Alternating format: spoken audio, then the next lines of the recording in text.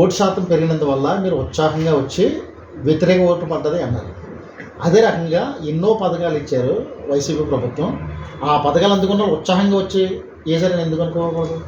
పథకాలు ఇచ్చారు అంటే అండి, జగన్మోహన్ రెడ్డి గారు పరిపాలన ఒక 3 ట్రిప్పులు చేసే మెజార్టీ ఓటింగ్ జగన్మోహన్ రెడ్డి గారికి పడిందండి. ఇంకొక 3 ట్రిప్పులు సీఎం చేసే అంత మెజార్టీ ప్రజలు ఆయనకి ఇచ్చారండి. కానీ ఆయన సద్వినియోగం చేసుకోలేకపోయారు. దానికి కారణం ఏంటంటే, ఆయన బటన్ నొక్కుతున్నాను, పరిపాలన పేద ప్రజలకు అందుతుందని కానీ అంత పేద ప్రజలు లేరు సార్.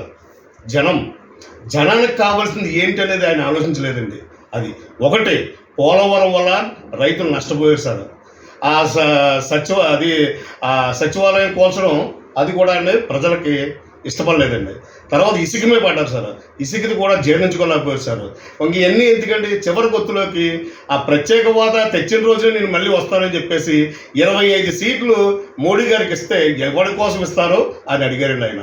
సరే ఇచ్చారు కదండి, అయినా తేలేదండి. ఇక చివరిగా మొన్న రీసెంట్గా ఆయన చేసుకున్నది చిన్న పొరపాటు ఏంటంటే అండి, ఈ సీలింగ్, ఆ ల్యాండ్ సీలింగ్ అనేది, ఆ యాక్ట్ అనేది అది వచ్చినో రాకపోవడం తర్వాత విషయం, అది మాత్రం ప్రజలను కలవరపరిచిందండి.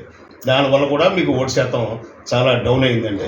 ఇంకొకటి ఏంటంటే అండి, ఈ చివరిలో రోడ్లు విషయాలు అవనివ్వండి, వాటర్ విషయం అవనివ్వండి, రైతుల విషయం అవనండి, అన్ని విషయాల్లో కూడా అండి కొంచెం ఆయన ఫెయిల్ అయ్యారండి. అందుచేత ముఖ్యంగా మీకు చెప్పేది ఏంటంటే, ఇంత ప్రభావితం చెందడానికి ముఖ్య కారణం చంద్రబాబు నాయుడు గారిని అరెస్ట్ చేయడం అనేది చాలా తప్పు పని అండి. అది ఆ వయసులో ఆ వ్యక్తిని అక్కడ వెళ్ళాం చూసారా. మన రాష్ట్రం కాదండి, పక్క రాష్ట్రం నుంచి పరుగులు తీసుకుని వచ్చారంటే కారణం ఏంటనుకున్నారు, ఆయన అభివృద్ధి చేసే వ్యక్తి. అలాగే నేను అభివృద్ధి చేయలేదని కాదు, నెక్స్ట్ అభివృద్ధి చేసినేమో, అవకాశం ఇచ్చినేమో ప్రజలు. కానీ ఆ రోజున అలా చేయడం వల్ల ఆ సమయంలో ఆయన లోపల ఉన్నప్పుడు ఈ పవన్ కళ్యాణ్ గారు వచ్చి వాళ్ళతో కలిసి వారు నేను మీకు మద్దతుగా ప్రకటించడం అనేది అది మామూలు విషయం కాదు. ఆ మద్దతు ప్రకటించిన రోజు నుంచే రాజకీయం ఇలా తిరగబడిందండి. ఈ రోజు ఇంత ప్రభావితంగా జరగడానికి కారణం ముఖ్యంగా పవన్ కళ్యాణ్ గారండి.